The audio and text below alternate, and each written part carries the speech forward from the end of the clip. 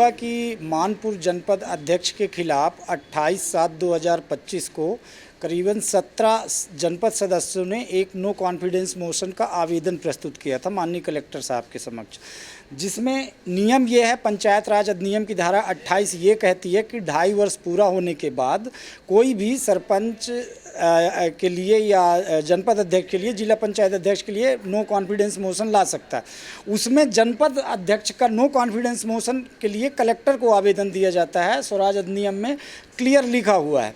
इन्होंने आवेदन दिया, 17 लोग थे आवेदन देने दिनांक को, और उसका नियम है कि कलेक्टर साहब पीठासीन अधिकारी नियुक्त करते, डिप्टी कलेक्टर रैंक से कम का अधिकारी नहीं होना चाहिए जो पीठासीन होना चाहिए, और वो सदन में, जनपद सदन में ही वो विश्वास प्रस्ताव पे चर्चा होती।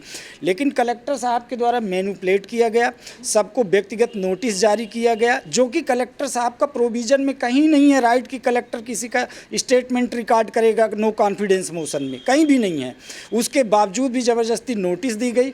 जब मेरे पक्षकारों द्वारा मुझे यहाँ बुलाया गया तो मैंने उस पे आपत्ति प्रस्तुत किया, बनाया एक लिखित आवेदन, और जिसमें सभी 17 लोगों के दस्तखत करवाए, और उसके बाद मैं माननीय कलेक्टर महोदय के चैम्बर में गया अपना परिचय दे करके।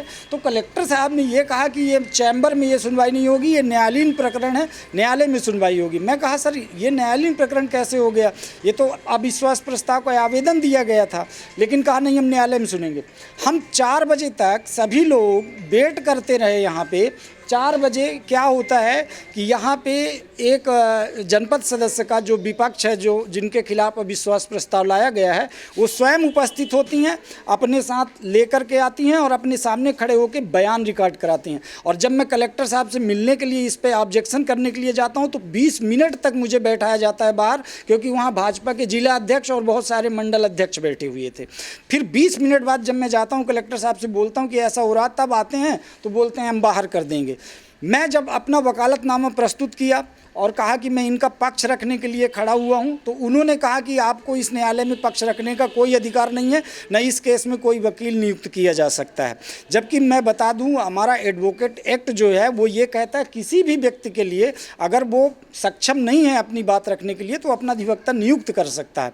और मैं अपने एडवोकेट एक्ट्स के तहत पावर साइन करा के और पेश किया, जिसको कलेक्टर साहब ने नहीं लिया। मुझे अपमानित किया गया कि आप न्यायालय से बाहर हो जाइए। इसके लिए मैंने कलेक्टर साहब को एक आवेदन भी दिया है कि आपने एक वकील को किस तरह से अपने पक्षकार का पक्ष रखने से रोका गया, हमको कमज़ोर किया गया और दूसरे पक्ष को बढ़ावा दिया गया, ये किया गया है।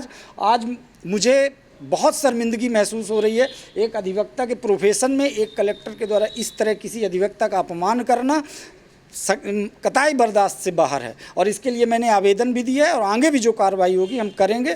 और इनके पक्ष के लिए हम जल्द से जल्द हाई कोर्ट में रिट दायर करेंगे, क्योंकि कहीं नियम नहीं है।